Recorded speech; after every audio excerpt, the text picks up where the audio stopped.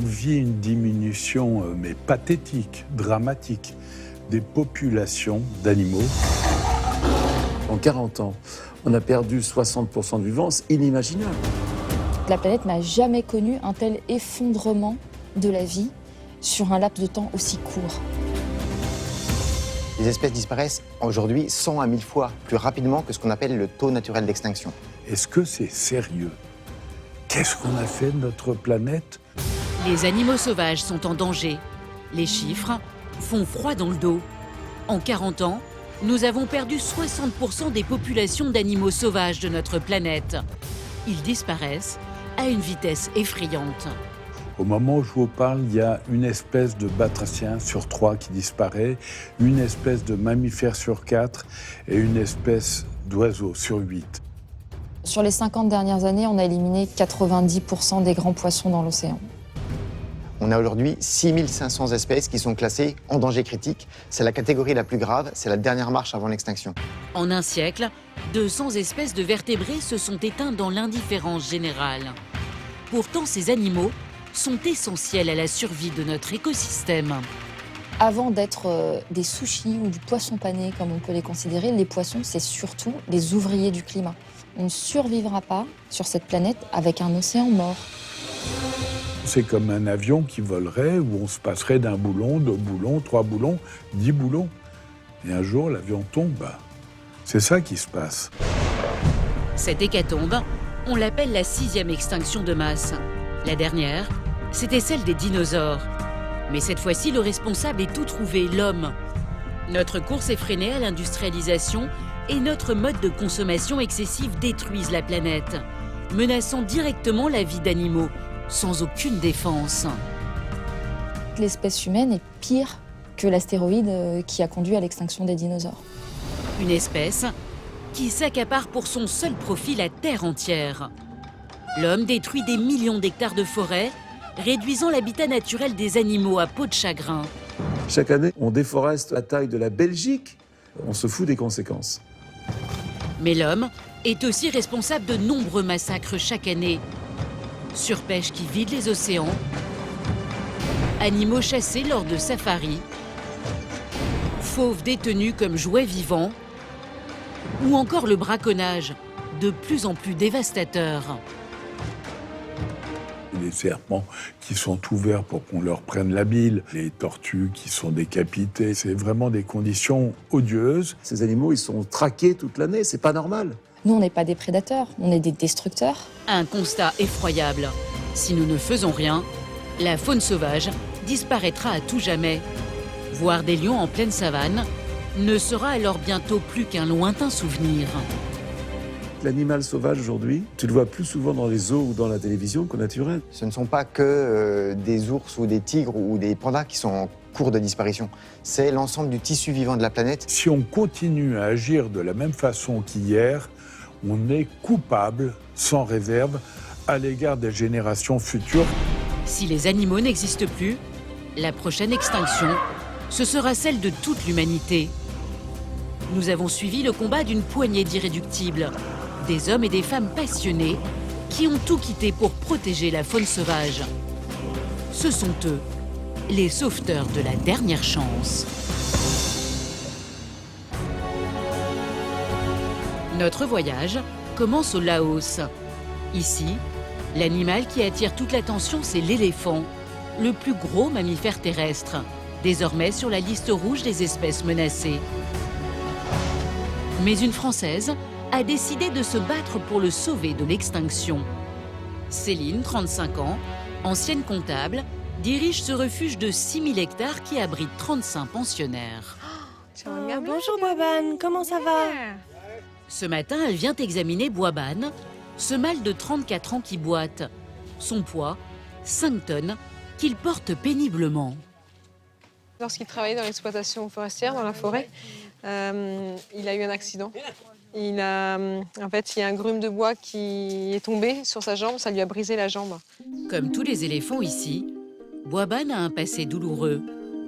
Exploité pendant des années par des bûcherons, comme cet éléphant sur cette image. Pour le délivrer de l'enfer, Céline l'a racheté 16 000 € à son ancien propriétaire. Elle le fait opérer par des vétérinaires, mais le sort s'acharne. À cause de ce déséquilibre, il est tombé. Il est tombé en voulant monter une femelle. Et en tombant, ça a provoqué un abcès. Et en fait, il a perdu beaucoup de sang. Et à cette époque, il était tellement faible qu'on a vraiment cru qu'il allait mourir. Depuis 2 ans, Céline et son équipe déploient toute leur énergie pour qu'il se rétablisse. 2 fois par mois, Bouaban se rend à l'hôpital du centre. Je peux lui donner? Oui, vas-y. Tiens, attrape. Miam, miam. C'est bien, Bouaban. On lui donne la canne à sucre pour l'attirer. Hop, vous voyez, il aime bien stocker la nourriture. C'est l'avantage d'avoir des défenses. Céline tente d'occuper Bouaban pendant que l'assistant vétérinaire nettoie sa plaie. Qu'est-ce que tu fais, Khan? Je regarde la blessure pour vérifier qu'il n'y a pas de verre dedans. Tu penses qu'il y a encore des petits bouts d'os cassés à l'intérieur? Oui, je pense qu'il y a encore des petits bouts. C'est pour ça qu'il ne cicatrise pas? Oui, c'est possible. Une fracture infectée, une blessure rarissime chez les éléphants dont le temps de guérison est incertain. Dans le meilleur des cas, il en a encore pour 4-5 ans s'il a de la chance. Sinon, cela peut rester à vie. Même s'il n'est pas encore guéri, grâce à Céline, Bouaban est désormais hors de danger. Une goutte d'espoir pour la survie de l'espèce.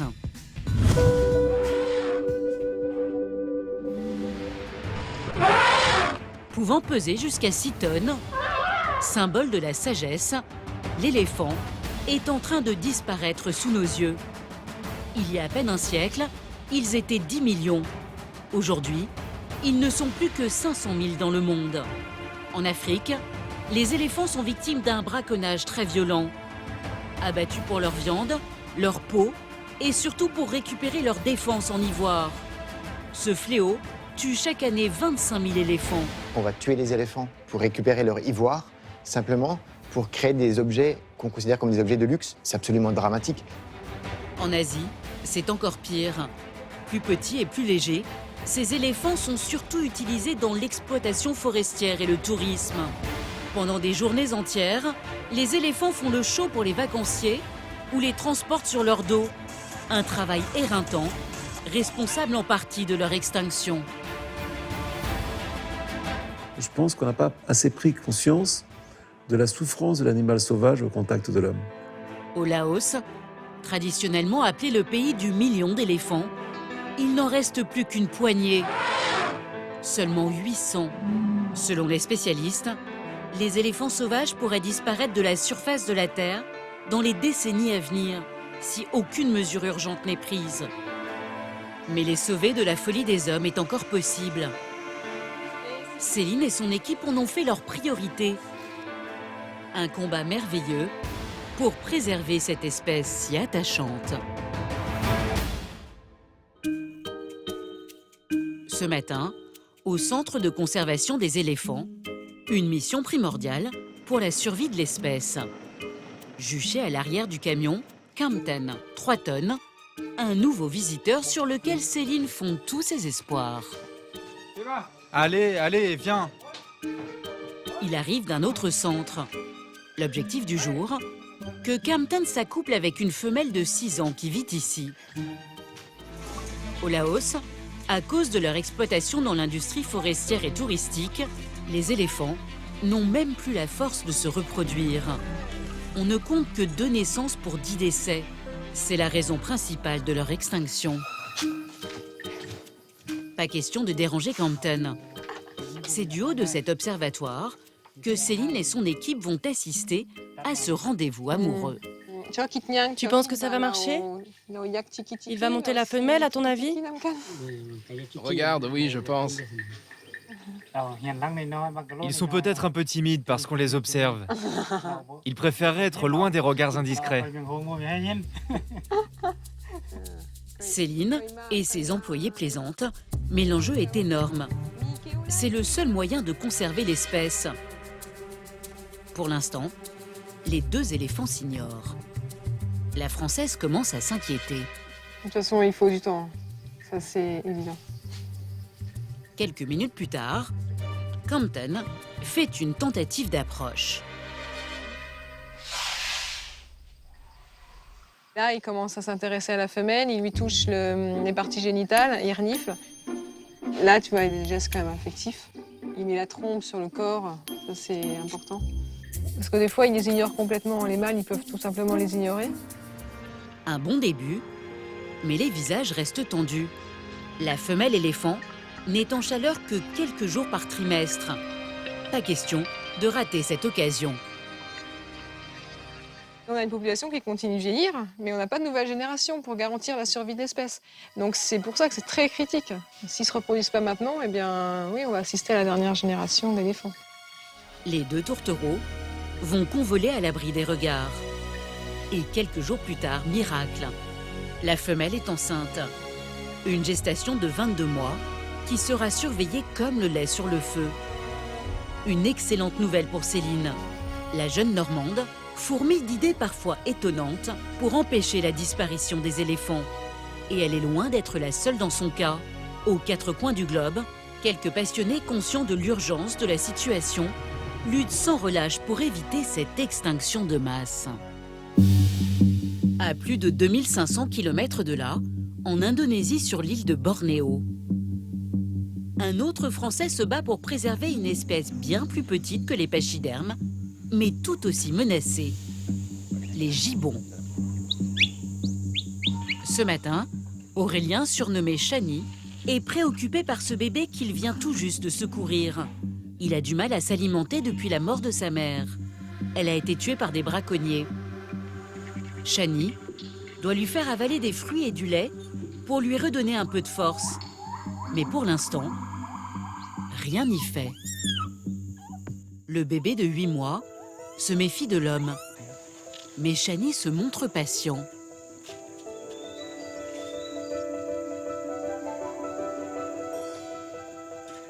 On lui donne du lait, pas avec un biberon, mais avec une seringue.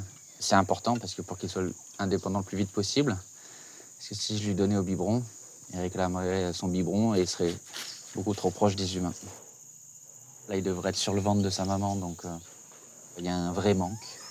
On en a conscience ici. On résiste au fait de ne pas prendre le petit singe avec nous tout le temps, parce qu'on s'imagine souvent ça avec les petits singes, mais c'est pas dans leur intérêt. Si le petit singe n'avait pas été amené au centre de Chani, il n'aurait jamais survécu. Le but à terme, le réintroduire dans la nature pour perpétuer l'espèce. Ce sont nos plus proches cousins, et pourtant, ils risquent eux aussi de tous s'éteindre prochainement. C'est évidemment extrêmement émouvant de voir leur déclin pathétique, parce que c'est notre miroir. Chimpanzés, bonobos, gorilles, orang-outans, ces grands singes voient leur habitat naturel se réduire drastiquement à cause de la déforestation massive. À la place, la plantation de ces millions de palmiers pour la fabrication d'huile de palme, un ingrédient essentiel des pâtes à tartiner, des plats préparés mais aussi du maquillage. En Indonésie, 60% des forêts tropicales se sont ainsi volatilisées en seulement 50 ans. Les animaux sauvages ne sont sauvables que dans leur habitat naturel.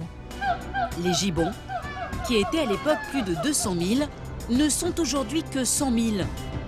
Selon les spécialistes, si rien ne change, ils risquent de tous disparaître dans moins de 15 ans. Autant dire demain. Un autre fléau les menace, ils sont aussi utilisés comme animaux de compagnie. Une pratique illégale pourtant très répandue en Indonésie. Plus de 5000 seraient ainsi maltraités. C'est absolument révoltant. C'est des animaux sauvages qui ont besoin de grands espaces pour exprimer leurs besoins. Et leur place n'est pas du tout à nos côtés comme simples animaux domestiques. Chani, 40 ans, a quitté le sud de la France il y a 20 ans pour les sauver. Calauette, son centre dédié à la préservation des gibbons, est le plus grand du monde. Réparti sur les îles de Sumatra et de Bornéo, ces 700 hectares de forêt abritent 328 pensionnaires. Depuis son plus jeune âge, ce Français se passionne pour ces primates. qui vivent principalement en Asie du Sud-Est. La grande caractéristique du gibbon, c'est qu'ils chantent tous les matins. On les entend, il y en a derrière qui chantent pour des raisons territoriales. Et ils ont des très grands bras parce qu'ils se déplacent sous les branches, contrairement à tous les petits singes qui vont se déplacer à quatre pattes sur les branches. Et donc dans la nature, on l'a au-dessus de nous à minimum 30 mètres parce qu'il sera toujours au plus haut des arbres, dans la cime.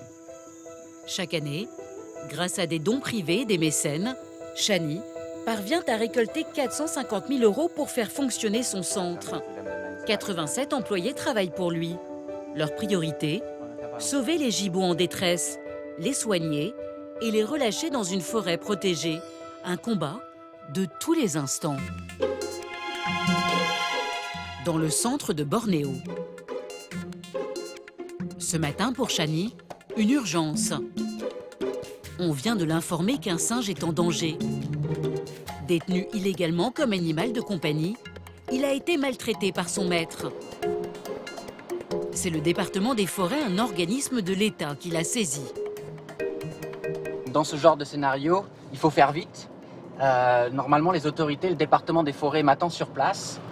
Les employés de cet organisme d'État ont mis le petit singe dans une cage. Pour le moment, impossible de savoir quel est son état de santé. Le gibbon est terrorisé. Il tremble. Allez, viens, n'aie pas peur. Je lui prends le bras. Allez, calme, reste calme. Pour éviter toute morsure, Chani l'attrape par le col. Allez, calme. Ça y est, je l'ai. Une technique qui ne fait pas mal au gibbon. En un coup d'œil, Chani mesure la gravité de la situation. C'est un petit gibbon. En fait, c'est un gibbon adulte, mais il est tout petit. Il a simplement souffert de malnutrition. Et c'est assez surprenant parce qu'on a été appelé pour un gibbon de 2 à 3 ans, alors que c'est un gibbon qui a plus de 7 ans. Mais il est tout petit à cause de la malnutrition. Il se prénomme Rama. Il pèse seulement 4 kilos, alors qu'il devrait en peser le double. Et son pelage indique un manque de soins évident. Chani l'emmène dans son centre pour le soigner. Je suis un peu inquiet parce qu'il est quand même pas dans un bon état. Il est vraiment trop maigre et surtout trop petit pour son âge. Désormais, entre de bonnes mains, l'aube d'une nouvelle vie commence pour Rama. Mais pour qu'il se remette de son calvaire, Chani va devoir redoubler d'efforts. Le jeune homme veut garder espoir.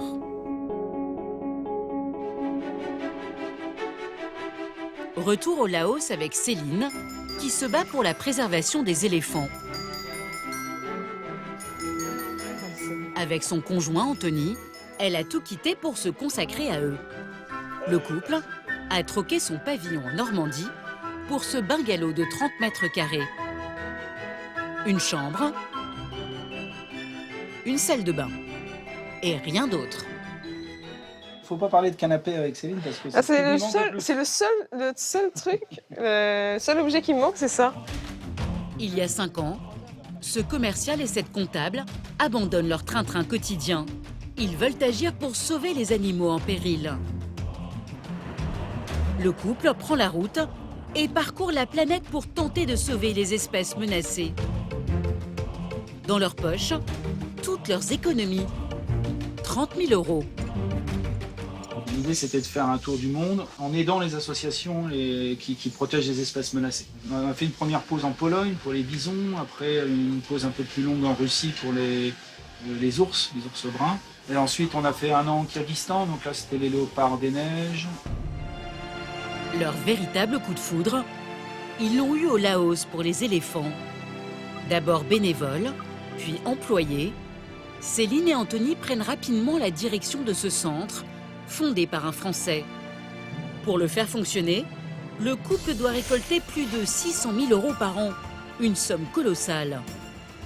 Ils ont des dons privés, mais aussi... Bonjour, good morning. Comment ça va? How are you?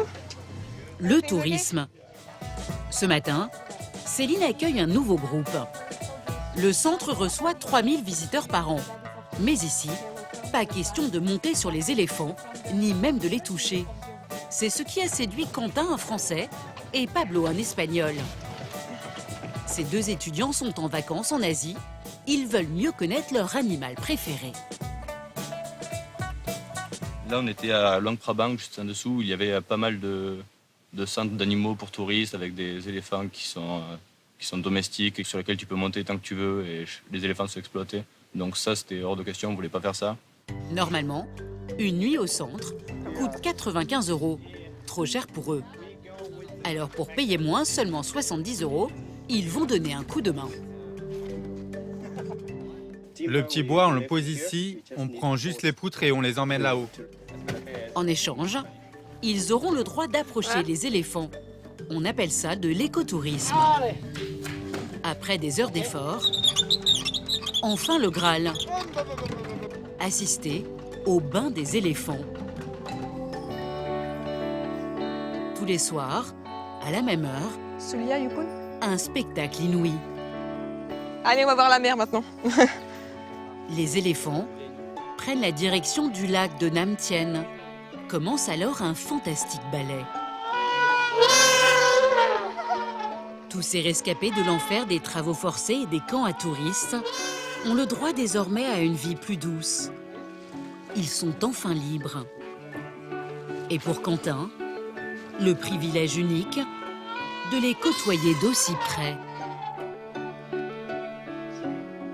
C'est vraiment ce qu'on est venu chercher dans ce voyage. C'est quelque chose qui est incroyable et que je pensais peut-être jamais pouvoir faire. Et je pense qu'on va bouger de 1 mètre. Céline aussi profite de ce moment magique.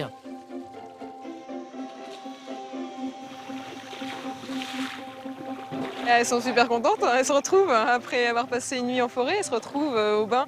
C'est un peu comme si nous on allait à la piscine et on retrouvait les copains, on dit ouais génial, on va aller se baigner. La grande fierté de Céline, Metong Bai et Mekampeng, qu'elle a réussi à sauver des camps à touristes. Martyrisées pendant des années, elles ont gardé de lourdes séquelles. Ces 2 femelles, là, on les a secourues il y a presque 2 ans. La plus âgée, elle avait pas mal de coups ici au niveau de la tête. Elle avait encore des traces on peut légèrement voir des cicatrices encore. Donc quand elle est arrivée, on a commencé par la soigner, lui faire des traitements. Et la seconde, elle est partiellement aveugle, donc on les met toujours ensemble. Ça la rassure de l'avoir à sa droite, vous voyez, parce qu'en fait, à sa droite, comme elle ne voit pas, ça la rassure d'être avec elle. Éveiller les consciences des visiteurs pour protéger l'espèce, c'est aussi l'une des missions du centre. Ça nous permet de voir ce qu'on a évité en n'allant pas dans les camps pour touristes et en venant ici. Et on voit ce qui nous afflige à ces animaux et les traumatismes qui restent derrière. Donc ouais, je pense que c'est très important. Puis au moins, on ne vient pas juste voir un animal, on apprend toute son histoire avec. Quentin se rend compte qu'il est vital de changer nos comportements si l'on veut pouvoir continuer à admirer ces mastodontes dans les forêts du Laos.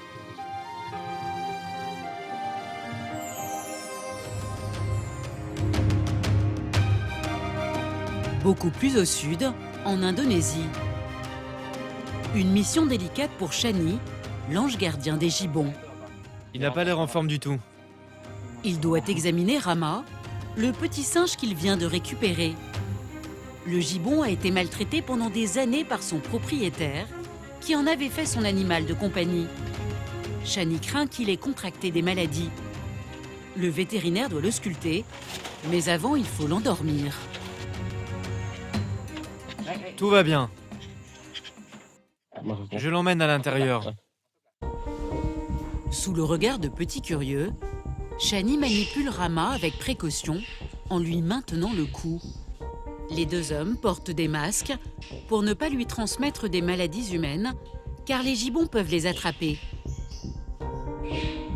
On va lui faire une prise de sang et les vétos vont lui faire un examen général. Le vétérinaire a amené des tests pour analyser son sang.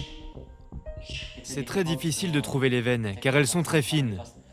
Donc il faut faire attention. Il ne faut pas se rater.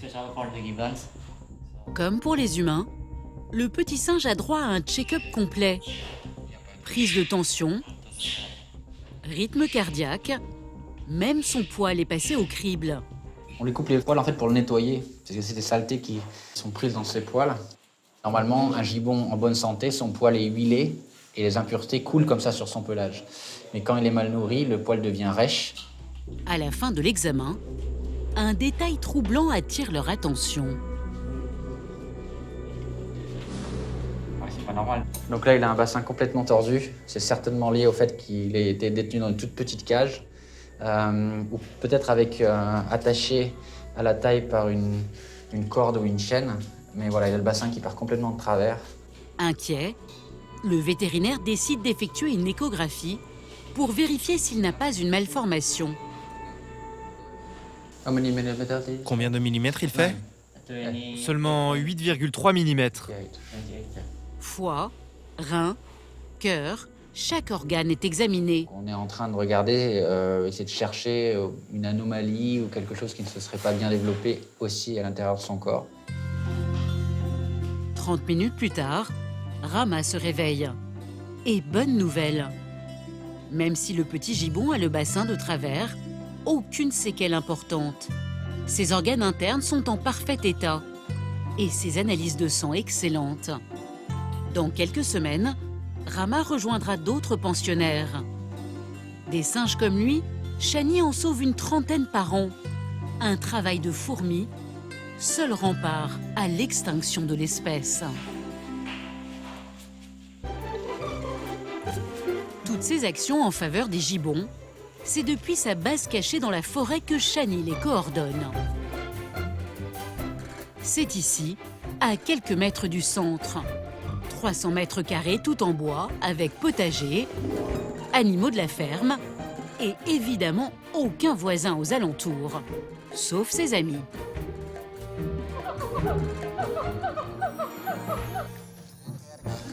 Shani vit ici avec sa femme Prada, qu'il a rencontrée en Indonésie, et leurs 2 garçons, Enzo, 10 ans, et Andrew, 16 ans.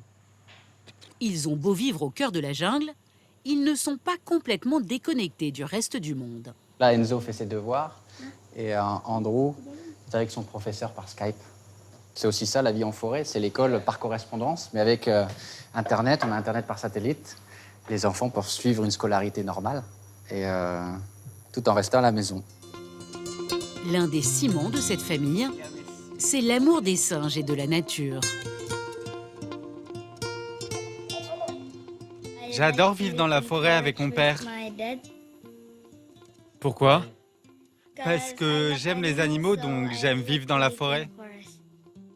J'aime vivre dans la jungle avec ma famille. On est tous ensemble et mes enfants sont heureux ici. Même en famille dans sa maison, Shani a bien du mal à se détacher de son combat. Donc ça, c'est mon bureau, j'y passe beaucoup de temps. C'est juste génial parce que quand je suis assis là, je bosse sur mon ordinateur, j'ai la forêt en face et j'ai régulièrement des petits singes qui passent là. Et c'est top, quoi. Une vie hors norme qui a commencé avec une incroyable histoire. Alors que Shani n'avait que 16 ans, il écrit un livre sur sa passion, les gibbons. C'est alors qu'une star française, touchée par son engagement, va bouleverser son destin. L'humoriste Muriel Robin. Elle décide de financer son voyage en Asie pour l'aider à réaliser ainsi son rêve, sauver les gibbons. Une amitié qui perdure. Aujourd'hui, j'ai 40 ans. Muriel est toujours là à veiller au grain, c'est un peu ma bonne étoile. Et elle m'a beaucoup aidé, certes financièrement au tout début, mais aussi parce que j'avais ce devoir, je n'avais pas le droit de la décevoir. C'est comme ça qu'elle a changé ma vie et elle a fait naître Calahuète. En 20 ans, Shani a déjà sauvé 400 gibbons, mais l'espèce est toujours en danger. Seul espoir pour stopper l'extinction, la reproduction. Cet après-midi, avec son vétérinaire, il rend visite à l'un de ses protégés. Un gibbon nommé Frankie, qu'il aimerait accoupler. Le petit singe a été blessé à la patte gauche à cause du braconnage, mais il a l'âge idéal pour faire des bébés. Quand les braconniers l'ont capturé, les braconniers tuent les mères dans la forêt pour capturer les bébés qui sont blottis contre le ventre de leur maman. Ça a été le cas avec Frankie, mais quand la mère est tombée, elle est certainement tombée sur Frankie, il s'est fracturé le bras gauche et depuis il est handicapé. Le problème, c'est que pendant 3 ans, Frankie a été utilisé comme animal de compagnie chez un particulier. Il n'est pas habitué à ses congénères et préfère la compagnie des humains. surtout celle de Shani. Difficile dans ces conditions de s'accoupler. Ouais, il y a une vraie relation avec les humains, mais il va falloir que ça cesse. Shani veut lui présenter une compagne. Maintenant, c'est le moment pour moi de sortir. Elle s'appelle Vanessa et est en âge de fonder une famille. Dès l'âge de 7 ans, les gibbons recherchent un partenaire avec qui ils resteront toute leur vie. Vanessa suce son pouce comme un bébé. La cause, son ancien propriétaire la nourrissait au biberon. Elle semble plutôt sûre d'elle, mais pas Frankie, qui se réfugie auprès de Shani. Heureusement, la femelle a ses techniques pour le séduire. Ça m'a l'air plutôt bien, ça. Vanessa, qui s'approche régulièrement de Frankie. Elle est toute calme, pas d'intimidation. Ça fait plaisir quand même de voir Frankie, qui lui aussi est plutôt sûr de lui, j'ai l'impression.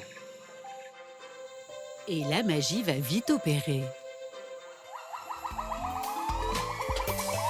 Quelques jours plus tard, Shani constate une évolution. Comme d'habitude, Frankie recherche le contact du Français. Mais cette fois, cela ne plaît pas du tout à Vanessa, devenue très possessive. Elle n'est pas contente, je vais te laisser. Vanessa est jalouse. Vanessa est jalouse, Francky. Si lui, c'est mon copain, elle, c'est pas ma copine. Elle aime pas que je touche son copain. C'est bon, j'ai vu ses pieds. Pas la peine de s'énerver, Vanessa.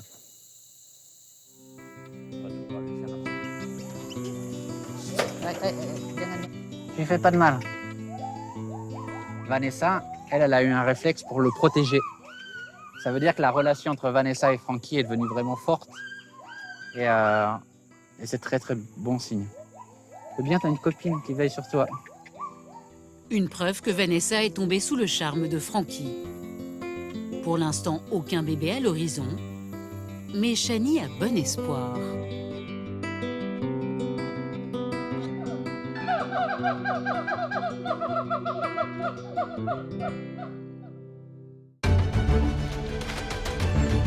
Au Laos, au centre de conservation des éléphants de Céline, même espoir sur les naissances. C'est sur les éléphantos que repose l'avenir de l'espèce. Bonjour. Bonjour. Tu as apporté le bébé éléphant? Oui. Ok, parfait. Ce matin, un événement pour le moins original. Céline veut baptiser cette jeune femelle de 3 ans. L'éléphanto a été accueilli ici, juste après sa naissance.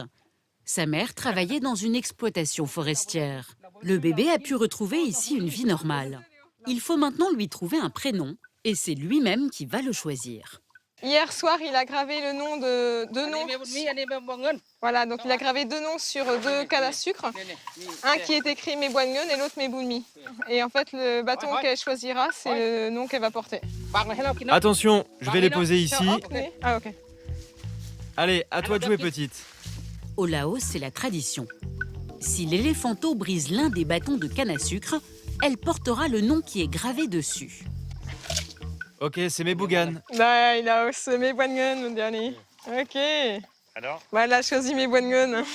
Traduction, mère du lotus argenté. Ça doit certainement porter bonheur. Céline en profite pour faire un check-up de la toute nouvelle baptisée. Mets ton pied là. C'est bien. Malgré son poids, plus de 500 kilos, une jeune femelle comme elle est encore fragile. On a besoin de vérifier les ongles. Comme vous pouvez voir, ils commencent à se recourber et c'est dangereux pour les bébés car ils peuvent développer des maladies. Le taux de mortalité chez les petits est assez élevé. Et notamment, ils peuvent développer très régulièrement ce qu'on appelle le virus de l'herpès. Et si un petit le développe, il meurt sous quelques jours. Bonne nouvelle, la petite Mebungun est en parfaite santé. Place désormais aux soins de ses dents. Donc les éléphants, ils ont 4 molaires. 1, 2, 3, 4, plus 2 incisives, qui sont les défenses. Sachant que les femelles des éléphants d'Asie n'ont pas de défense. Elles n'ont que les petites incisives. La mère de l'éléphanto observe la scène d'un mauvais œil. Ça reste un animal qui est potentiellement dangereux, ça fait 3 tonnes. Un fort instinct maternel qui peut la rendre agressive. Là, on va pas rester derrière, justement. Yeah. Les éléphants ont un angle de vision assez réduit, en fait, avec leur tête comme ça. Donc s'ils voient pas ce qu'il y a derrière, s'ils sentent une présence derrière, ça peut les stresser et ils peuvent donner un coup de pied, ce qui est normal, ou un coup de queue. Sous sa protection, la mère remet son petit à l'abri dans la forêt de la réserve. Sous le regard attendri de Céline. Son but ultime, les relâcher un jour dans la nature, complètement libres. Elle a déjà réussi cet exploit il y a 1 an avec 5 de ses pensionnaires. Ce matin, c'est la gorge serrée qu'elle prend la route pour leur rendre visite. Sont-ils en bonne santé? Vont-ils la reconnaître? Le but de ces visites, c'est de bien vérifier que les éléphants s'adaptent bien à la vie sauvage, qu'ils retrouvent bien leur liberté, qu'ils ne retournent pas au village, qu'ils ne passent pas la frontière avec la Thaïlande, qu'ils n'aillent pas dans les récoltes. Après 5 heures de route, le parc de Nam Pui. 200 000 hectares de jungle, une réserve complètement sauvage mais protégée. Y retrouver 5 éléphants, c'est comme chercher une aiguille dans une botte de foin. Alors, la Française a demandé du renfort. Salut, comment ça va? 5 de ses employés sont déjà sur place. Hé, comment ça va, toi? Ça va très bien. Et toi, comment ça va? Ça va? Ça va bien? Ces hommes connaissent les éléphants sur le bout des doigts. On les appelle les cornacs. Au centre, ils vivent avec eux 24 heures sur 24. Et dans la jungle, ils sont capables de les pister. Après 2 heures de marche, déjà des premières traces. C'est des traces, ça? Ils sont passés par là? Ils ont mangé de la nourriture ici. Ils ont cassé un bananier. Et ils ont aussi mangé là-bas. Ici, le danger est partout. Moustiques qui peuvent transmettre le paludisme, sangsues, araignées. Paradoxalement, ce ne sont pas les plus gros qui sont les plus dangereux. Là, on vient de voir un serpent qui est très dangereux. Si jamais il te mord, tu meurs. Les cornacs, eux, ont l'habitude.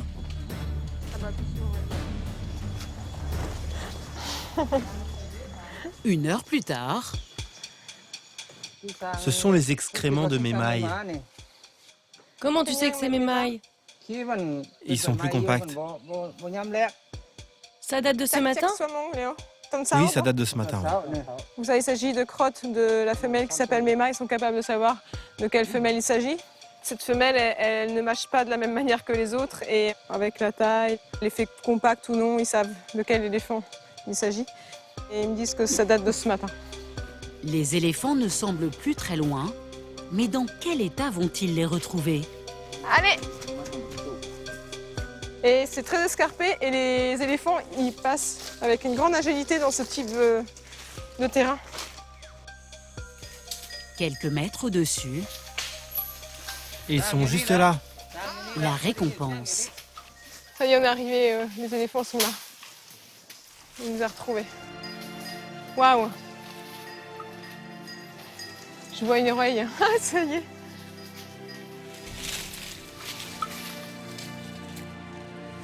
Les 5 éléphants sont bien là. Tous en bonne santé.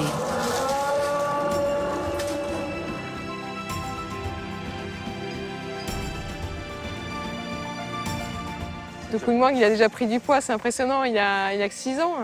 Il a bien grossi. Avant d'être recueillis au centre, ces éléphants étaient destinés à un zoo au Moyen-Orient.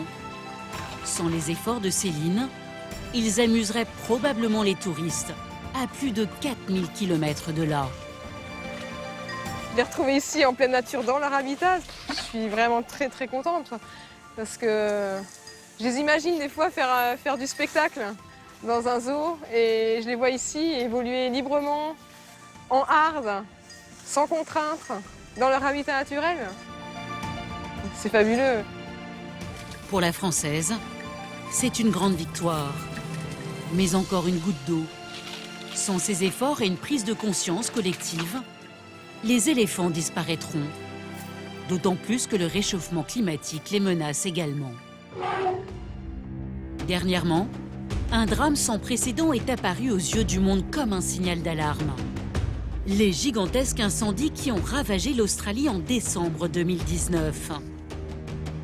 10 millions d'hectares de forêt, soit plus de 2 fois la Belgique, et près d'1 milliard d'animaux ont été décimés en quelques semaines, mettant en danger des espèces entières comme les koalas. 8000 ont péri dans les flammes. Les incendies de ces derniers mois aggravent sérieusement la situation des koalas. Ils étaient en déclin, donc ce déclin est maintenant précipité. L'animal est aujourd'hui aussi sur la liste des espèces menacées. Sa population a été divisée par 4 en 10 ans. En cause, l'urbanisation galopante qui a détruit 80% de son habitat naturel. Mais aussi ces incendies gigantesques, en partie dus au réchauffement climatique. Un piège mortel, car cet animal de la famille des marsupiaux vit isolé, se déplace très lentement et face au danger, son instinct de survie le pousse à monter aux arbres.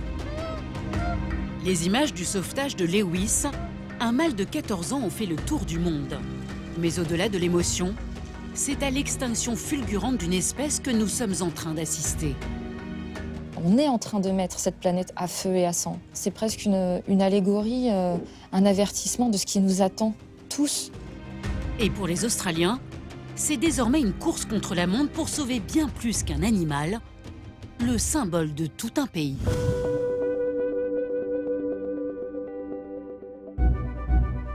À Adélaïde, dans le sud-est de l'Australie.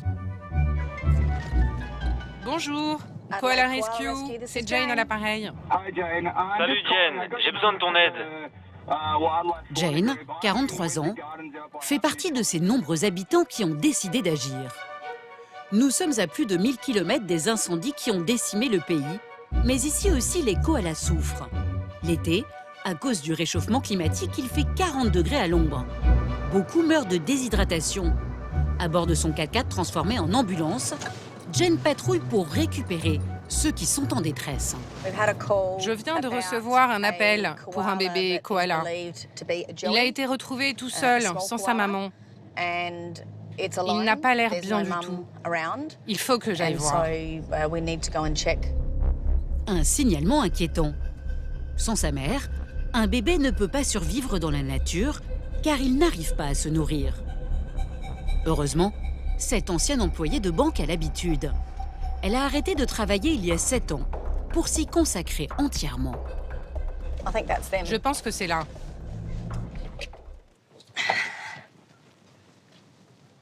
Bonjour. Alors, qu'est-ce qui se passe ici? À l'ombre de cette haie, Oh, ma chérie. une petite femelle de quelques mois, extrêmement affaiblie par la chaleur écrasante. Vous avez vu sa mère dans le coin? Non, je ne l'ai pas vu. Le bébé était tout seul. Il est tombé de l'arbre. C'est un sacré bébé. Il doit vraiment souffrir de la chaleur. En Australie, même s'il y en a de moins en moins, il n'est pas rare de trouver un koala dans son jardin, comme un hérisson chez nous en France. Les koalas vivent au milieu des lotissements dans les quelques arbres qu'il leur reste. Sans l'intervention de cette femme et de sa fille, ce bébé serait sans doute mort. Heureusement, dans le pays, les habitants ont conscience de la gravité de la situation. Elle est trop chou. J'ai trop envie de lui faire un câlin. Moi aussi. À tes souhaits. On vit ici depuis 8 ans. Et comme chaque été, il y a toujours une période où les bébés koalas ont besoin d'eau. Alors, on doit leur en apporter lorsqu'il fait trop chaud pour éviter les malaises.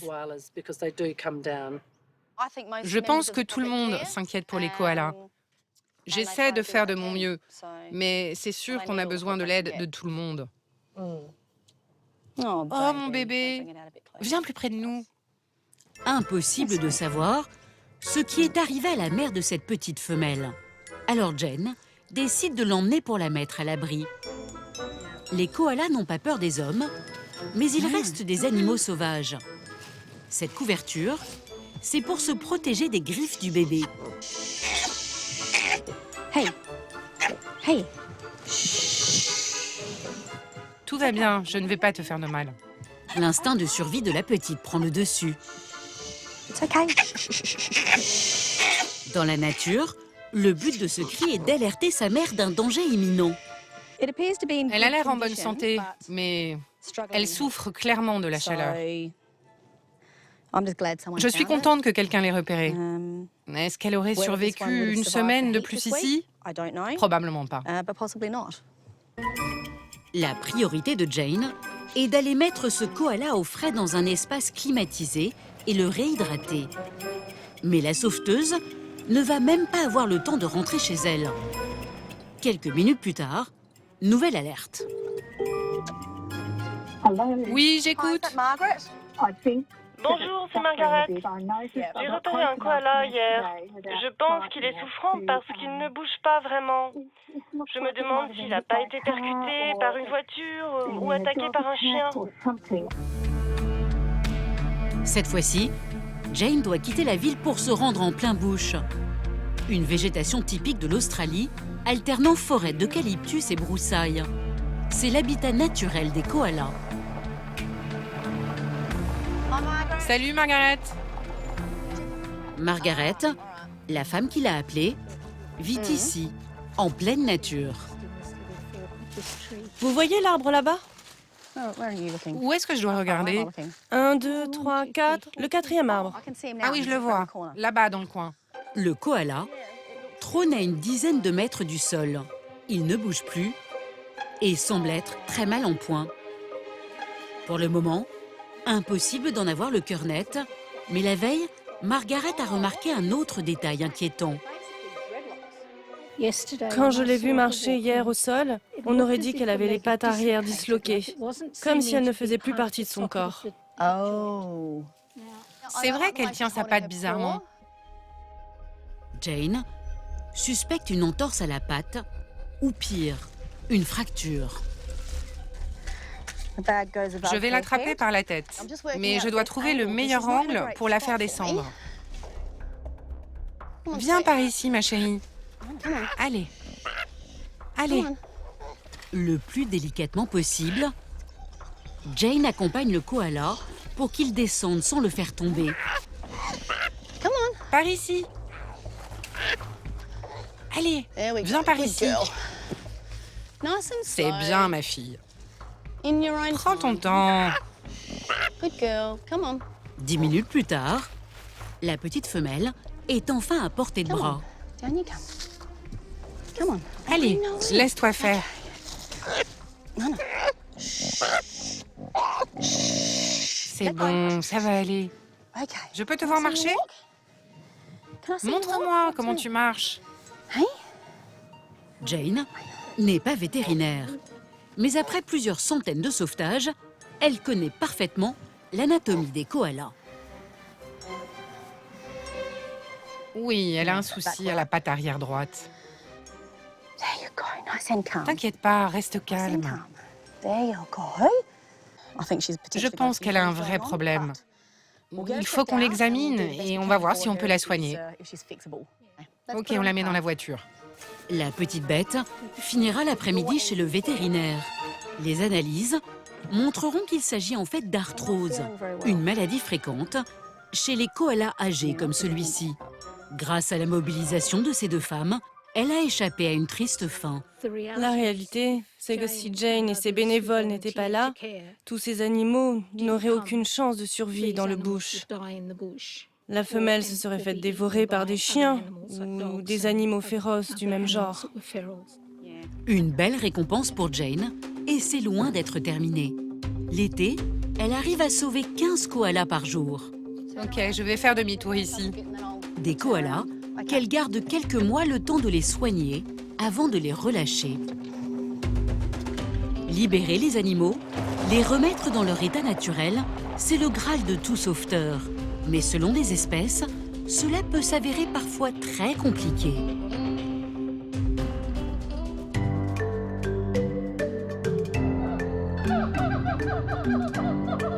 En Indonésie, Shani, l'ange gardien des gibbons, n'a réussi à en relâcher qu'une 60aine dans la nature en 20 ans. Car pour y survivre, ces petits singes ont besoin d'une condition très contraignante. Il leur faut un grand territoire. Près de 30 hectares de forêt pour un couple, soit 30 stades de football. Quand leur habitat est plus limité, ils sont capables de s'entretuer avec d'autres gibbons pour prendre leur place. Impossible alors d'en relâcher plusieurs au même endroit. Reste une solution, sauver les gibbons directement dans leur habitat naturel. Pour ça, Shani s'est lancé un défi, acheter la forêt. On va d'abord dans le sud-ouest, d'accord, pour voir les terrains. Ce matin, avec son fils aîné, Andrew, il vient visiter une partie de forêt que l'État indonésien souhaiterait vendre. 1500 hectares, sur lesquels vivraient plus de 200 gibbons et une centaine d'orangs-outans. Avant d'acheter, Shani veut vérifier que les primates sont bien là. Ce que j'essaie de faire, c'est vraiment de sanctuariser ces poches de forêt restantes au milieu de l'industrie de l'huile de palme et de charbon, parce que c'est le dernier espoir pour ces animaux, parce que sinon ils n'auront plus d'endroit où aller et ils vont tous mourir. Donc c'est vraiment l'opération de la dernière chance et c'est extrêmement concret. Il faut le faire maintenant, sinon on les perd tous. L'enjeu est important. En 40 ans, le nombre de gibbons a diminué de 50%. Shani veut stopper l'hémorragie. 2 heures de pirogue plus tard, enfin la fameuse forêt qu'ils convoitent. Vont-ils y trouver des grands singes? C'est ici qu'on a vu des singes la dernière fois. Après 1 heure de marche, bonne nouvelle. Ce nid particulier, celui d'un orang-outan. Ah oui, c'est un nid. Mais il est vieux. Il date de plusieurs semaines. Les orang-outans, tous les jours, ils font un nouveau nid pour dormir. Et même parfois, quand ils sont stressés, pour se rassurer, ils font aussi un nid. Une chasse au trésor atypique pour le fils de Shani.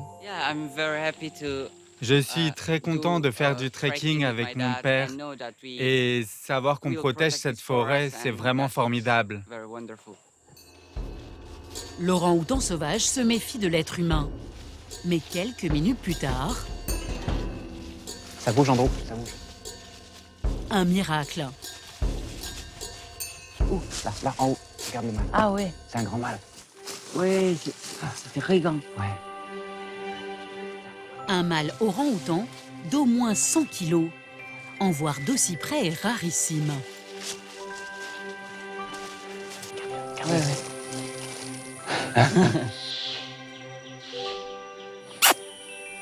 C'est un signe de stress, la vocalise qu'il fait. Il est stressé par notre présence. L'orang-outan est l'espèce de grand singe la plus menacée au monde. Chaque rencontre comme ça, pour moi, ça me booste. Vraiment, mon but, là, c'est d'essayer d'acheter cette forêt pour sauver son habitat. Et lui et tous les autres animaux, évidemment.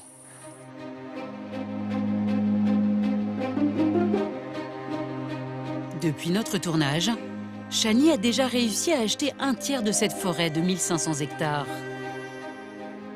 Un grand pas qui le motive à poursuivre son combat en faveur de nos plus proches cousins.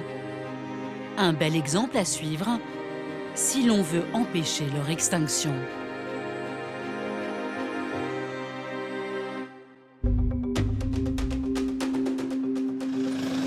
En Australie,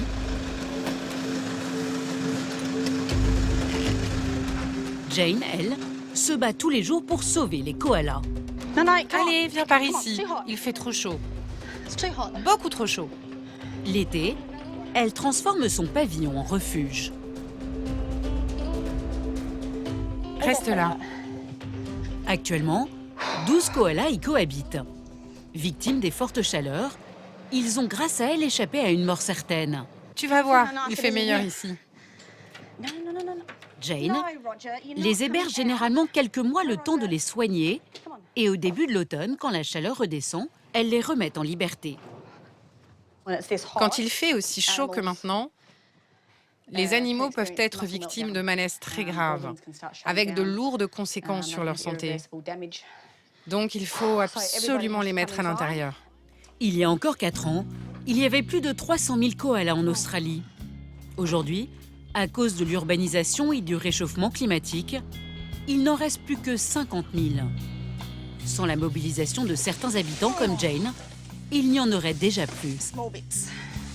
Mais avoir autant de koalas chez soi, même temporairement, n'est pas de tout repos. Chaque jour, Jane ramène des branches d'eucalyptus qu'elle trouve dans la nature, la seule nourriture que les koalas mangent. Ils en consomment environ 1 kilo par jour et ils exigent de la qualité. Tiens, tu veux ça? Non, aujourd'hui, il n'a pas envie de fleurs. Ils ont des envies qui changent d'un jour à l'autre. Comme les enfants, un jour ils aiment les nuggets et plus le lendemain. C'est cette alimentation exclusive qui rend les koalas encore plus vulnérables. À cause de la déforestation, il y a de moins en moins d'eucalyptus dans la nature. Nombreux sont les marsupiaux qui meurent de faim. Jane fait son possible pour que ses protégés ne manquent de rien, surtout quand ils sont tout petits. Salut Jackie! L'un des plus jeunes de son refuge, c'est Jackie, un bébé qui a perdu sa mère. Elle a été victime d'un accident de la route. Oh, salut mon petit.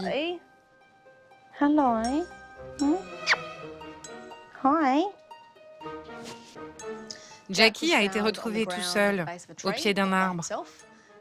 Il était beaucoup trop jeune pour être seul, donc il est venu ici. Aujourd'hui, cette célibataire sans enfant est devenue la mère de substitution de Jackie. Pour le régaler, 2 cuillerées de lait en poudre pour animaux, du lait écrémé, un peu d'eau chaude et 2 minutes à mélanger. C'est super bon. Comme un bébé, il a le droit à plusieurs biberons par jour. Attends, viens par là mon amour. Pour Jane, c'est l'un de ses moments préférés. Oh, tu attrapes mon doigt. Attends, chérie. Vous inquiétez pas. Attends, c'est à lui. Tout le monde en aura. Ce sera toi le prochain. Aujourd'hui, elle consacre toute sa vie au koala. Un dévouement possible grâce à un petit héritage et ses économies. Cette histoire d'amour a démarré il y a 7 ans. Un jour, j'ai trouvé un koala entre la vie et la mort dans un parc national. J'ai appelé les gardes forestiers et ils m'ont ri au nez en disant « Que voulez-vous qu'on fasse? C'est dimanche !» J'étais complètement désemparée. Ce jour-là, Jane franchit le pas et décide de consacrer sa vie à les sauver. Pas beaucoup de répit. Ah, désolé, appel d'urgence. Adélaïde, Koala Rescue? Ok, j'arrive dans 5 minutes. Un nouveau bébé vient d'être victime des fortes chaleurs. Direction le campus de l'université. Le petit koala a été retrouvé là-bas entre la vie et la mort, totalement déshydraté. Une bénévole qui travaille pour l'association de Jane vient de le récupérer. Elle s'appelle Monica. Elle est très chaude. J'ai essayé de lui donner de l'eau, mais rien à faire. Elle n'a pas l'air bien. Non. Elle a vraiment l'air de souffrir. Elle est extrêmement affaiblie. Ça sent pas bon. On va voir ce qu'on peut faire. Il faut vite la réhydrater et la réchauffer. Mais le petit koala n'a même plus la force de boire. Elle n'en veut pas. Jane décide de l'emmener immédiatement chez le vétérinaire du coin. Ok, il fait meilleur à l'intérieur. Bonjour Chloé. L'équipe médicale va déceler un autre problème. une maladie au rein, un trouble héréditaire qui touche beaucoup de koalas dans la région. C'est très difficile à soigner et ça peut même être mortel. Le koala est une espèce extrêmement fragile. Contrairement aux chiens et aux chats, il supporte mal les traitements vétérinaires. Beaucoup de ceux que nous prenons en charge ne survivent pas, malgré nos efforts pour les sauver. Dans le cas de ce petit bébé, je suis très pessimiste. Après une batterie d'examens et de longues minutes d'attente, l'équipe vétérinaire se résout à prendre une lourde décision. Sans doute la plus difficile. Le bilan sanguin vient de tomber. Les résultats ne sont vraiment pas bons. Les reins du bébé ne fonctionnent plus. Il va malheureusement falloir le laisser partir. Prévenue par Jane, Monica, la jeune bénévole qui travaille avec elle, arrive bouleversée. Chaque jour, elle s'épuise à sauver des koalas. Ce n'est pas le premier qui est condamné, mais elle n'arrive pas à s'y faire.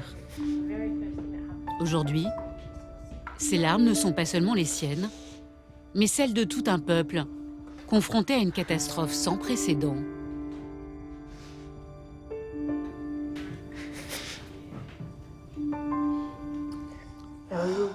T'es belle. T'es tellement belle. Endors-toi tranquillement.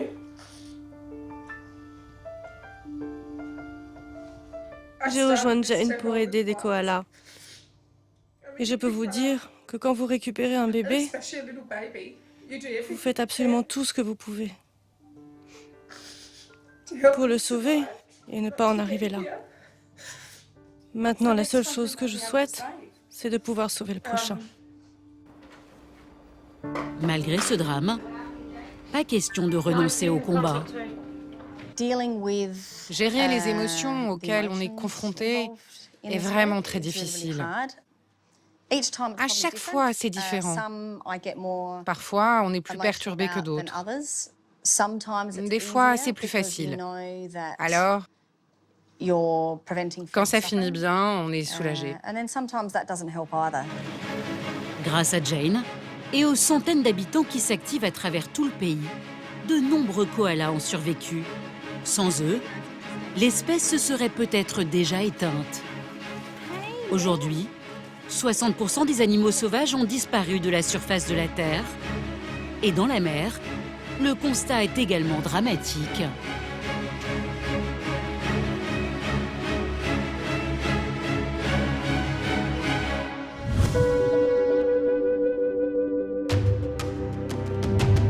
Une vingtaine d'espèces marines sont déclarées en voie de disparition. Toutes à cause de l'activité humaine, principalement la pêche intensive. D'ici à 2048, les Nations Unies prédisent un effondrement de la vie marine. Ça veut dire la mort de l'océan. C'est le cas du grand requin blanc. Il n'en resterait plus que 2000 dans le monde, moins 80% en seulement 15 ans. Et aussi la baleine bleue, moins 98% en un siècle. Aujourd'hui, on n'en compte plus que 1700. Ou encore le marsouin du Pacifique, un petit dauphin. Sa population a diminué de 98%. Il n'en resterait plus qu'une dizaine dans le monde. Au nombre où ils sont réduits, on ne sait même pas si c'est pas déjà trop tard. On est la plus grande force de destruction du vivant que la planète ait jamais connue. Un bien triste bilan auquel se rajoute la tortue de mer, surtout celle dite imbriquée, moins 80% en un siècle. Une espèce pourtant symbole de fertilité et de sagesse dans beaucoup de pays. Mais leur carapace est très prisée pour la décoration. Elles ont une chair tendre et des œufs réputés aphrodisiaques, de quoi alimenter un juteux marché.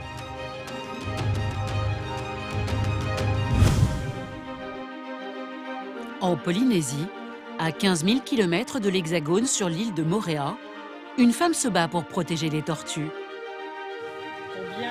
Cécile, une vétérinaire française originaire de Bordeaux. Ce matin, dans ce centre de sauvetage des tortues, l'équipe vient de ramener cette femelle grièvement blessée. Allez, voilà, attends, ça va? Elle a été retrouvée sur une plage. Cécile est nerveuse. Elle a un peu d'énergie ou elle est carrément... Alors, par contre, elle est complètement apathique. Hein. Elle ne bouge pas du tout depuis qu'on l'a récupérée. Cette tortue a été touchée par le harpon d'un pêcheur. Un cas récurrent en Polynésie, car il y a toujours du braconnage. Son œil, il est énorme, là. Ouais. On va la mettre sur la paillasse après pour regarder, du coup. Cette tortue, appelée imbriquée, à cause de ses écailles posées comme les tuiles d'un toit, n'est pas comestible.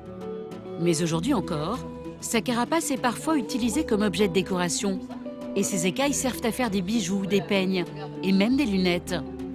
Malgré l'interdiction, l'animal peut se vendre plus de 700 € pièce au marché noir. Bon, a priori, il n'y a pas de doute, ça ressemble à un impact ici aussi. Hein, c'est comme une coupure nette. Tu vois, elle rentre la tête tout de suite, elle réagit. C'est douloureux. L'habitante qui l'a trouvée agonisante sur la plage lui a déjà donné un prénom, Kaikilani, qui signifie ciel. Une manière de lui porter chance.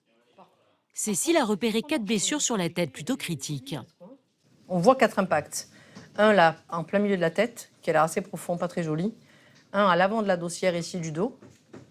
Un ici, sur le côté droit de la tête, qui n'est pas profond. Et a priori, un dans le cou, donc on va bien... le cou, il a plein de plis, donc on va bien regarder, mais il y en a un qui est assez profond là devant. Donc on va tout désinfecter. Des plaies importantes qui la fragilisent. Sous sa lourde carapace, Kaikilani ne bouge pas. Et voilà. Elle respire pas très bien. Elle respire, c'est jamais une respiration. Hein. T'as vu, là, elle a fait 3 petits coups. Cécile est inquiète. Seule solution pour la maintenir en vie, un traitement de choc. Toi, tu tiens de ce côté-là, voilà, pour faire attention à son œil. Comme ça, si elle bouge, on tient bien les nageoires, éventuellement la tête aussi. Voilà, tu vas faire où? De ce voilà. côté. Ok, on t'a désinfecté. Antibiotiques, désinfectants et une crème pour cicatriser la plaie. Ici, au niveau de la blessure, au niveau du crâne. J'ai les gouttes dans le... Voilà, ces plaies ont bien été désinfectées. Et on va voir comment ça évolue avec le temps. Malgré leur expérience, toujours la même émotion. Ça fait 15 ans que je fais ça et parfois je me dis mais c'est incroyable qu'en 15 ans, on arrive toujours à des mêmes cas. C'est triste en fait de voir encore une tortue qui souffre, notamment à cause d'une activité humaine. Vu son état, impossible pour le moment de la remettre dans l'eau. Pour l'hydrater, l'équipe la recouvre avec cette serviette humide. Kaikilani a 50% de chance de s'en sortir. Les prochains jours seront décisifs. Ok, allez, donc on peut y aller, on va voir la première qui arrive. Rien ne prédestinait cette Française de 53 ans à devenir l'ange gardien des tortues de mer. Dans sa campagne bordelaise, Cécile était plus habituée à manipuler les chevaux que les mammifères marins. Mais il y a 20 ans, elle suit son père, un instituteur muté en Polynésie. Du jour au lendemain, c'est le choc. Elle découvre le cauchemar que vivent les tortues et décide de créer l'association Temana au Te Moana. Mana, c'est l'esprit, la force, et Moana, c'est l'océan. Et donc, ça veut dire l'esprit de l'océan, et c'est un peu le pouvoir de l'océan, à la fois sur nous, sur la planète, et derrière tout ça, c'est comment faire pour le protéger. Avec quelques employés et bénévoles, Cécile se démène pour sauver ses victimes de la pêche intensive et les relâcher dans l'océan. Mais toutes ne retrouveront malheureusement pas la liberté. Certaines, comme cette tortue qui a perdu une nageoire, sont trop handicapées pour survivre seules. Elles resteront toute leur vie dans ce centre unique au monde. Enrayer cet engrenage infernal de destruction des espèces est une urgence absolue. Réparer les dégâts causés par l'homme va sans doute prendre des siècles.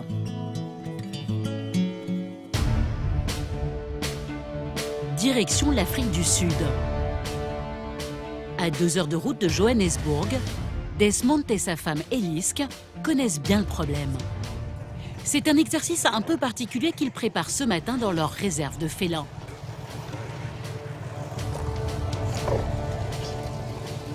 Ok. Avec cette drôle de machine, ils tentent d'apprendre à chasser à leur guépard. 2 mâles de 3 ans qui sont nés ici au centre.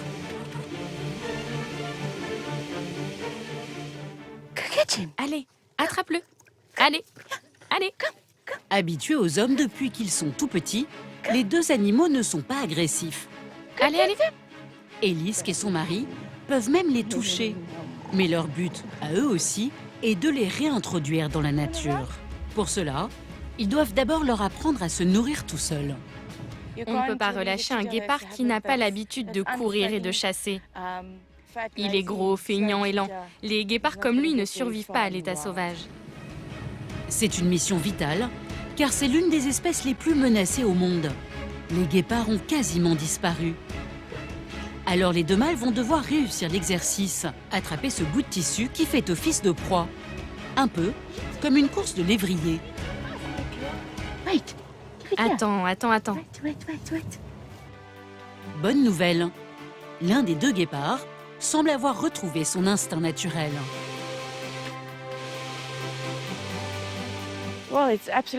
C'est une victoire pour nous et pour l'espèce entière. De remettre plus de guépards dans la nature, d'être relâchés, d'être libres, loin des cages et des camps, et de la captivité. Pour nous, c'est vraiment une grande victoire. Il y a encore du travail, mais d'ici quelques mois, ces guépards pourront être libérés dans une zone protégée en pleine nature.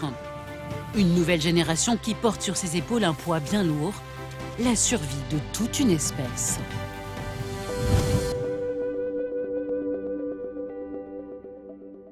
Les félins, des animaux fascinants, mais également en danger.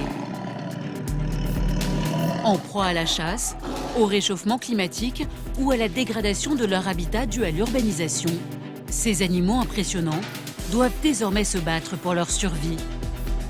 On maintient à notre disposition des animaux qu'on va manger, tuer pour leur fourrure, utiliser pour nous divertir.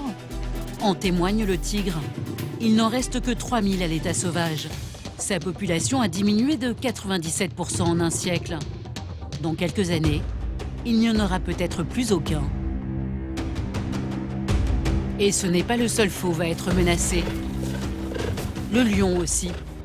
En 50 ans, sa population en Afrique est passée de 450 000 à moins de 30 000 individus, soit une chute de 94%. À ce rythme, le roi des animaux aura disparu à l'état sauvage dans quelques années. C'est pas évident que mes petits-enfants, certainement pas, verront des lions en liberté comme moi je les ai vus. Enfin, le guépard. Sa population subit elle aussi un déclin massif. De 100 000 individus, ils sont passés à seulement 7 000. Une perte de 93%.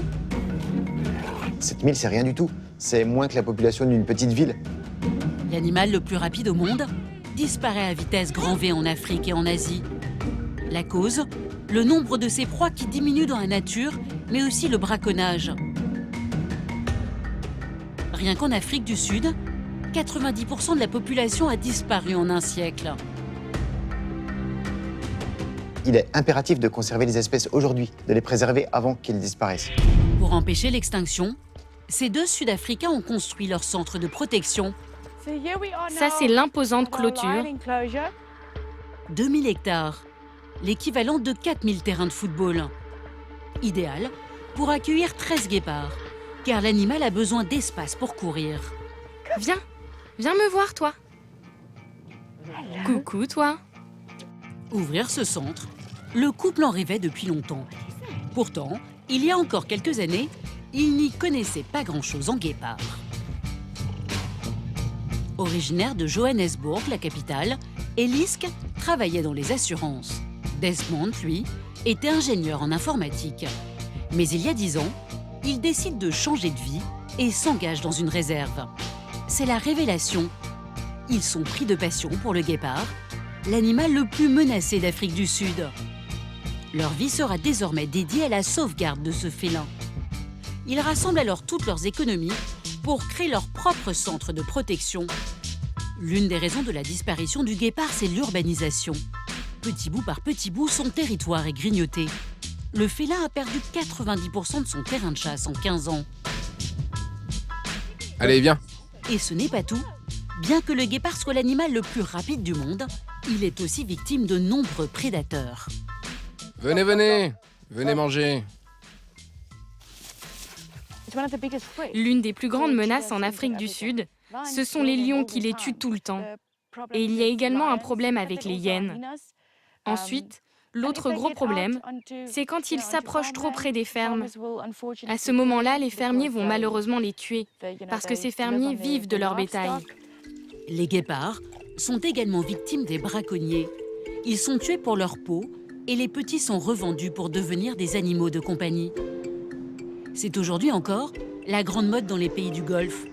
Les habitants les élèvent dans leurs appartements, comme cette femme sur ces images. Moi, j'aimerais bien avoir un lion ou un tigre. Mais l'avantage du guépard, c'est qu'il peut vivre dans un appartement.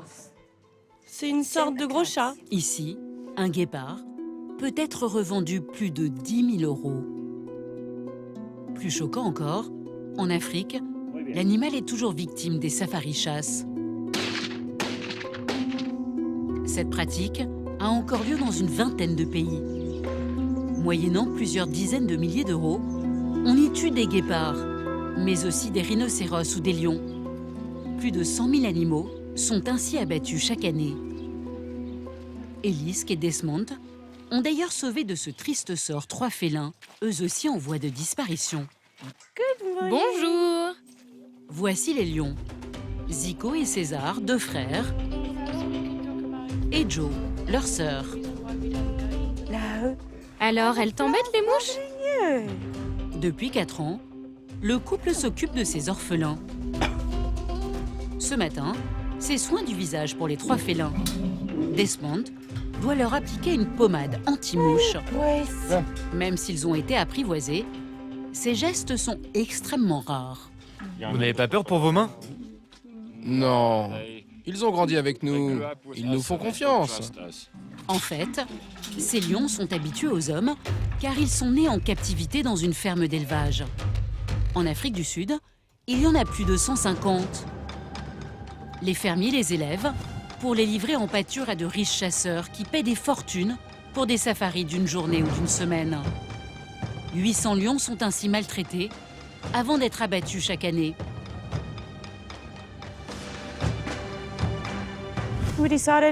On a décidé de les sortir de là, de les sauver. Et 4 ans après, on a des lions en bonne santé, heureux. Et on va prendre soin d'eux pour le reste de leur vie. Désormais à l'abri, ces 3 félins ne seront jamais relâchés. Trop habitués à l'homme, ils ne peuvent pas s'adapter à la vie sauvage. Depuis près de 50 ans, une convention internationale interdit le commerce des espèces sauvages menacées d'extinction. Pourtant, partout dans le monde, le braconnage continue de faire des ravages. C'est l'une des plus grandes menaces qui pèsent sur les animaux vertébrés après la destruction de leur habitat.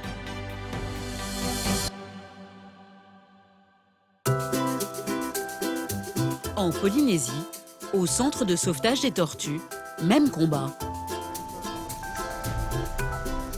J'enregistre tout le tracé. Cécile ne ménage pas ses efforts pour lutter contre le braconnage. Et du coup, à chaque fois qu'on passe sur un nid, tu revérifies la position de ce nid-là. Chaque année, avec une équipe de biologistes, elle suit avec la plus grande attention la période de ponte, car les œufs de tortue sont aussi victimes de trafic. Comme la saison dernière, sur l'atoll de Tetiaroa, un petit paradis terrestre, Cécile et ses collègues viennent installer des caméras infrarouges pour filmer l'arrivée des futures mamans sans les perturber. L'idée pour nous, c'est de pouvoir filmer en temps réel l'éclosion. Donc, ce sont des caméras qui vont se déclencher avec un mouvement et un changement thermique. Et surtout, ça nous permet de voir plusieurs choses, et notamment la prédation en direct la nuit.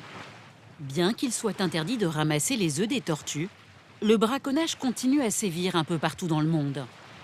Un désastre pour ces espèces, quand on sait qu'une tortue ne pond que tous les 3-4 ans. Classé par le gouvernement réserve territoriale, cet atoll est particulièrement surveillé.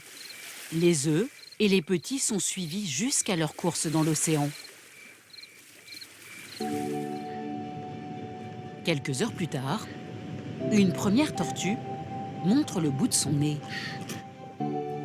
Cette maman creuse un trou dans le sable avec ses nageoires pour y pondre une centaine d'œufs.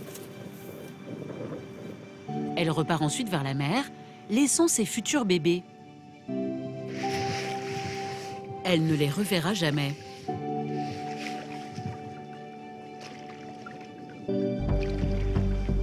Deux mois plus tard, après l'éclosion, des prédateurs les guettent. Des crabes, mais aussi des rats. C'est donc toujours la boule au ventre que Cécile revient sur l'île pour inspecter les nids. Une question la taraude. Combien de bébés tortues sont sains et saufs? Le plus important, ça va être de voir combien sont nés en forme vivante, ont cassé leur coquille et sont sortis. Pour en savoir plus, Cécile inspecte les coquilles d'œufs. Sur ce premier nid, elle va avoir quelques bonnes surprises. Donc ça fait un nid à 82 œufs. On a 100% d'éclosion, on n'a pas de mort. 100% d'éclosion. Donc on remet tout ça. Tous les bébés seraient donc sortis d'eux-mêmes et partis à la mer. Mais en fouillant un peu plus loin dans le nid, Cécile va faire une découverte. Il y en a une autre qui est bloquée là, ils sont carrément bloqués sous un énorme truc, regarde. Donc ça, en fait, c'était pile dessus. Et tu vois, là, elle bouge, ça y est. Pour les petites tortues, la libération. Elles ont évité le pire de justesse. C'est là où on se dit que si on n'était pas intervenu, elle était en train de mourir enterrée. Alors après, bon, ce qui est important, on regarde si elles sont pas mal formées. Là, elle n'a pas l'air d'être mal formée du tout. Elle bouge un petit peu. Mais bon, surtout, on voit qu'elle est déshydratée, qu'elle a peut-être attendu depuis longtemps. 4 petites tortues trop faibles seront ramenées au centre le temps pour elles de reprendre des forces. Est-ce qu'on peut essayer de les aider? Regarde, elle peut-être, hein, regarde. Moi, j'ai un peu aidé, hein, on voit la trace, mais... Pour les autres, la grande aventure commence.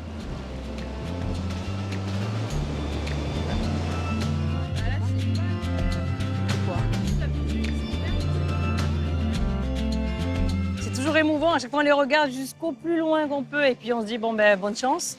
Et c'est émouvant parce qu'on ne sait pas ce qui va se passer après. Même si ces bébés font leurs premiers pas ensemble, c'est chacun de leur côté qu'ils feront leur chemin. Les tortues ne vivant pas en groupe. Un chemin que Cécile espère long. Ces bébés doivent se nourrir et apprendre à survivre tout seuls dans l'océan. À cause des prédateurs, mais aussi de la pollution, 1% seulement atteindra l'âge d'1 an. C'est l'une des raisons qui explique la fragilité de l'espèce. On va aller tout doucement et vous restez tout le temps à côté d'elle pour bien vérifier qu'elle ne se cogne pas, qu'elle arrive à lever la tête pour respirer, voilà. Le lendemain matin, la Française est de retour auprès de Kaikilani, la tortue grièvement blessée par un braconnier. Il est temps de lui faire passer l'épreuve fatidique de la mise à l'eau. Va-t-elle arriver à nager malgré ses blessures? Alors là, le danger sur une tortue comme ça, quand on va la remettre à l'eau, ça va être plusieurs choses, mais la première, c'est la respiration. C'est-à-dire qu'on ne sait pas si cette tortue, déjà, elle va flotter à la surface complètement, comme nos tortues qui sont malades, ou si elle va être capable de couler. Si elle est capable de couler, est-ce qu'elle a choisi de couler directement, qu'elle va être capable de remonter pour respirer? Donc tout ça, en fait, on va demander aux garçons de bien surveiller. Et dès qu'on voit que son attitude est anormale, ils vont aller dans l'eau, ils vont la relever eux-mêmes. Cécile veut y aller pas à pas pour ne pas la stresser. Premier test, mettre de l'eau dans la bassine pour voir comment elle respire. Très bien. Ça, c'est bien. Ça, c'est bien. Top. Un signe encourageant. Cécile décide de passer à l'étape supérieure. Tout doucement. Voilà. Dans le bassin. Oh là là. Ah, elle est complètement en stress, là. Et regarde les nageurs postérieures, elles sont toutes serrées, toutes raides. Oh là là. Là, elle est en gros stress, elle a touché, non? Mais rien ne va se passer comme prévu. Ah, ces nageurs postérieures, elles sont toutes braquées, toutes serrées. Ah, c'est pas du tout terrible. Ça y est, elle remonte. Pour rassurer la tortue, les bénévoles de l'association restent à côté d'elle. Mais Kaikilani est paniquée.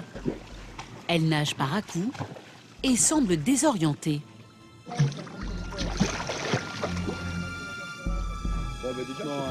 Cécile est inquiète. La tortue pourrait se noyer.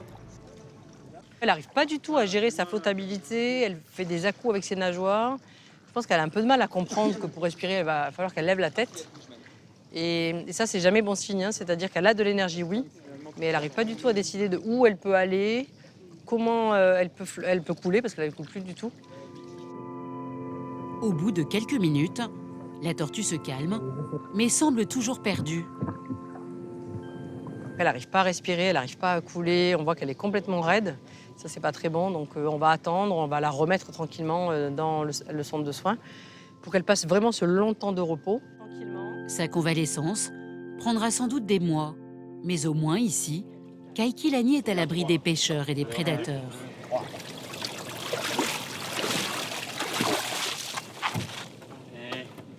Bravo! De l'autre côté de la planète, en Afrique du Sud, c'est l'heure de la visite médicale pour les guépards, également menacés. Comme le vétérinaire coûte cher, près de 500 €, c'est Elisk, la propriétaire des lieux, qui ausculte elle-même les animaux. Elle connaît leur anatomie par cœur. C'est important de les ausculter. Quelquefois, elles ne montrent pas leur douleur, ou quand c'est trop tard. Donc, c'est important de faire un contrôle chaque semaine. Ce matin, Elisk sent que quelque chose ne tourne pas rond. Hunter, cette femelle de 4 ans et demi, est de mauvaise humeur. Qu'est-ce qui se passe? Ne sois pas méchante. Tu me laisses te toucher? Non? L'animal de 60 kilos peut être dangereux. Mais Elisk prend des risques. Ça va, mon bébé. Cela fait 4 ans qu'Elisk s'occupe de cette femelle. Mais l'animal peut se montrer imprévisible. Et attention, tu vas tomber. Allez, va-t'en. Va-t'en. La maman des guépards préfère ne pas insister aujourd'hui, d'autant qu'une autre femelle attend son tour, Kiki. Elle semble être dans de meilleures dispositions. Tu n'as plus faim? Pour l'appâter, du poulet. Idéal pour détourner son attention et ausculter sa patte avant gauche. Elle handicape l'animal depuis sa naissance. Kiki a la patte avant cassée. Elle boite lourdement à cause d'un accident. Elisk et Desmond doivent vérifier régulièrement son ossature.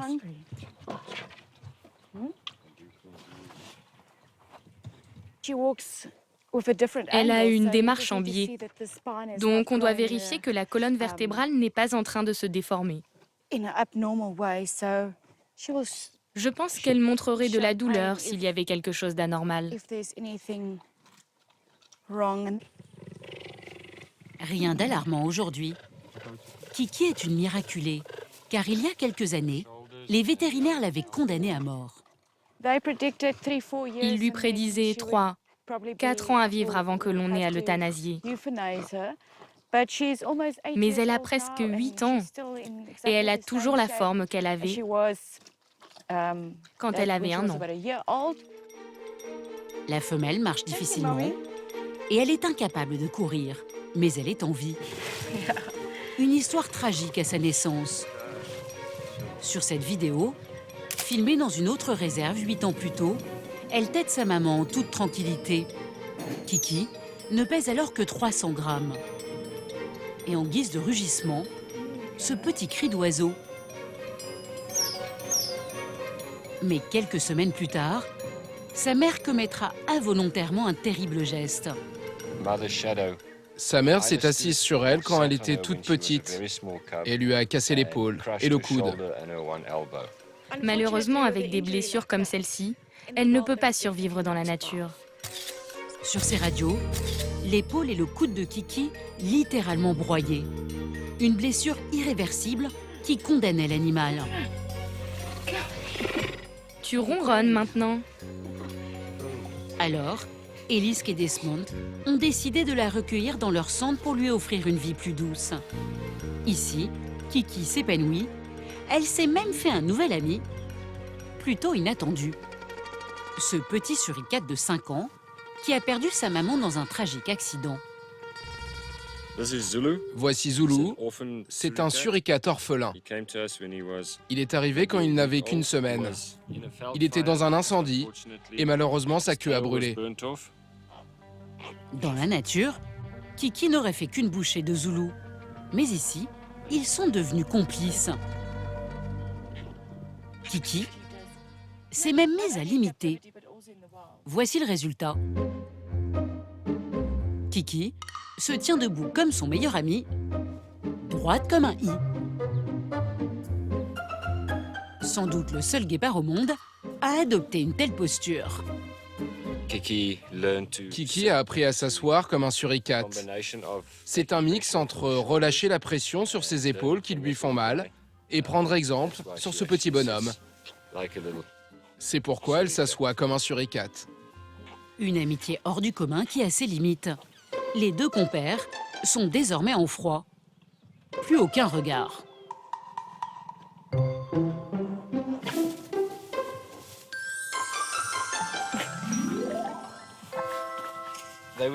Ils ont été proches pendant un bon bout de temps. Mais un jour, il y a eu une incompréhension entre les deux.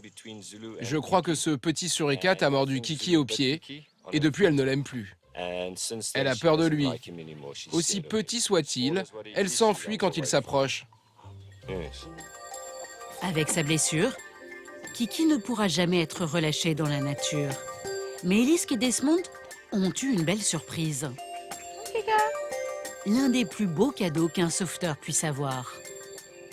Kiki, la femelle handicapée, a donné la vie. Voici Zara et Skylar, ces deux petits, en parfaite santé.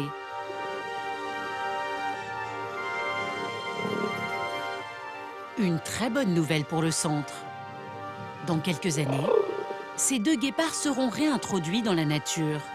Un joli espoir pour la survie de l'espèce.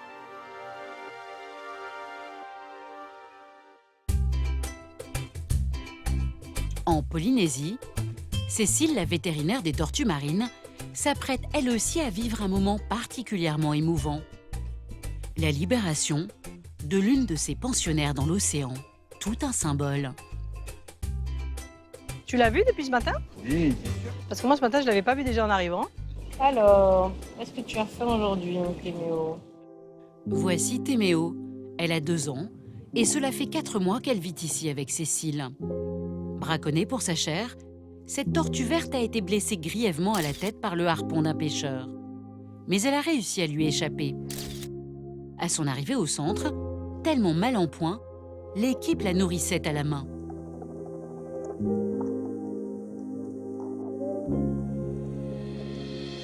Elle a quand même eu des soins assez intensifs pendant quelques semaines et puis finalement elle est quand même vite récupérée. C'est un de ses jours les plus courts en fait. Elle a retrouvé une flottabilité, le traitement antibiotique a bien marché, la plaie elle est bien fermée, on la voit plus pratiquement. Parfait. Une belle victoire pour Cécile. Aujourd'hui, avec son équipe, la Française va la relâcher au large. Mais avant, il faut réussir à l'attraper.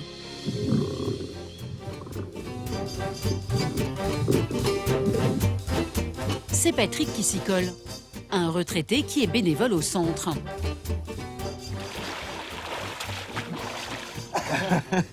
Merci, c'est facile.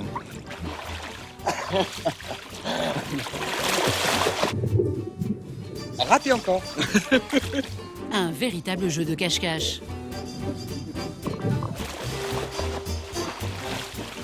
On va recommencer. On a beaucoup de patience. Et il lui en faudra. Dans l'eau, la tortue se faufile plus vite que l'éclair, au nez et à la barbe de Patrick. Mais au bout de longues minutes, Téméo capitule. Olé. Et voilà. Le fait qu'elle nous fuit, en fait, c'est vraiment un bon signe parce qu'elle veut plus des êtres humains. Pour marquer le coup, Cécile a organisé une cérémonie en grande pompe. Tu veux venir la voir? Viens la voir. Regarde.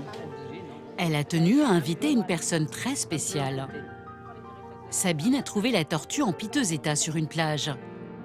Avec sa fille, elle a décidé de l'appeler Téméo pour une raison bien précise. Ça veut dire miracle. Et donc quand tu l'as vue, tu t'es dit cette tortue, elle va pas s'en sortir. Ah ouais. Le miracle a bien eu lieu. Et c'est au large, à quelques kilomètres du centre, que la tortue va être relâchée, loin de la menace des hommes.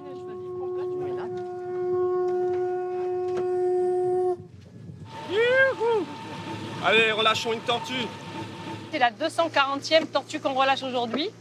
en 15 ans d'existence. Et c'est vrai, quand on a démarré, on n'avait aucune idée, on pensait 1 ou 2 par an. Et finalement, c'est quand même un nombre assez important. Pour Cécile, chaque sauvetage est unique. Mais celui de Téméo va particulièrement la toucher. Sur le chemin, des invités de marque, des dauphins. Regarde, tu vois juste les ailerons là, qui dépassent. C'est super, ils viennent nous accueillir spécialement pour la relâche de Téméo. C'est donc sous bonne escorte que la tortue va vivre son retour parmi les siens.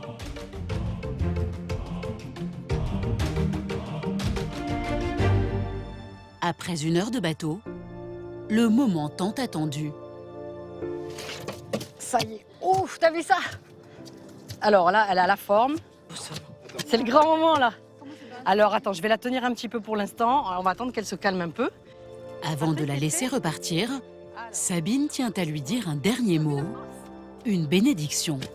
Là, je pense qu'elle va y aller quand elle... Voilà, doucement. Aujourd'hui, l'océan est ta maison. Prends ton envol. L'océan est ton paradis, qui veut dire aucun homme pourra venir t'attraper. Éloigne-toi du danger. Écarte-toi de tout danger. Prends ton envol et vis ta vie jusqu'à la fin de tes jours. Allez. C'est très émouvant en fait de voir ce lien. Et ça, c'est un peu l'aboutissement de tout ce qu'on fait. C'est vrai que c'est super. C'est donc pleine d'émotions que Cécile s'apprête à relâcher Téméo. Même si elle ne l'a connu que 4 mois, un lien s'est tissé entre elles. La petite tortue va désormais devoir se débrouiller toute seule.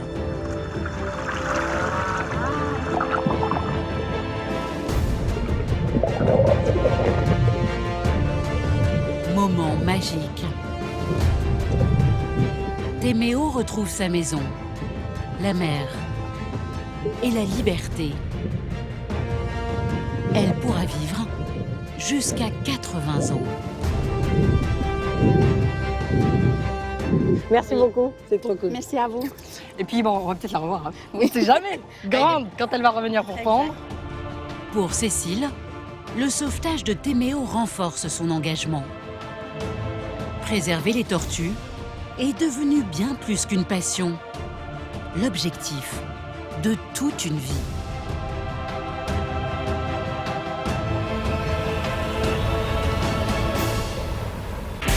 Grâce à toutes ces initiatives, la faune sauvage a une chance de survivre. Éviter cette 6e extinction de masse est encore possible, à une condition, notre mobilisation à tous. Par nos gestes, par nos choix de consommation, on peut veiller à ne pas menacer des espèces dans le monde. On n'a pas besoin d'espoir, on a besoin de courage. Même si on est déjà très avancé dans le degré du carnage, s'il y a une chose qui mérite qu'on se batte aujourd'hui, c'est d'essayer de sauver ce qui reste à sauver. On voit que la nature a capacité à renaître dès lors que l'homme n'est plus violent à son égard.